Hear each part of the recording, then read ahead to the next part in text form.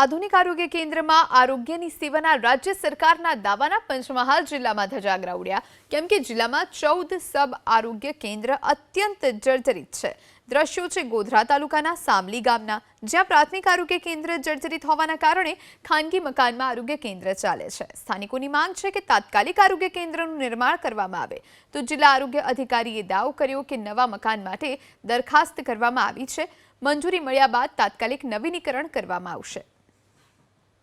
અમારા ગામની અંદર જે સબ સેન્ટર છે આ આરોગ્ય ખાતાનું એ ઘણા વર્ષોથી જૂનું છે, જર્જરિત છે, તેમાં બેસી શકાય પણ કે ઊભું પણ ના રહી શકાય એવી પરિસ્થિતિ છે। મારી એવી નમ્ર અપીલ છે કે અમારા સામલી ગામમાં જો નવું આરોગ્યનું મકાન ફળવાય તો એના માટે અમારો જે સ્ટાફ છે આરોગ્યનો એ ત્યાં સારી રીતે બેસી શકે, ગામના લોકોને સારી એવી સેવાઓ પૂરી પાડી શકે અને જે આ આરોગ્યની લાભ મળે છે અમારા ગામવાળાઓને લોકોને મળી શકે।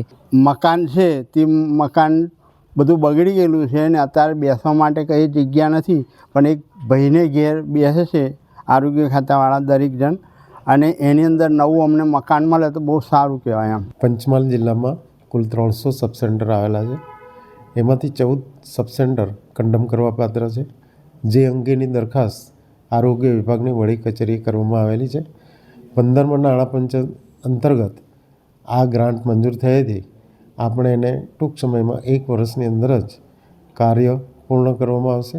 આ સાથે જ હાલમાં જે કર્મચારીઓ છે એ વૈકલ્પિક વ્યવસ્થાના ભાગરૂપે ક્યાંક પંચાયત ઘર હોય અને ભાડેના મકાનમાં રાખી ત્યાં એમની જે સેવાઓ છે એ પૂરી પાડવામાં આવે છે।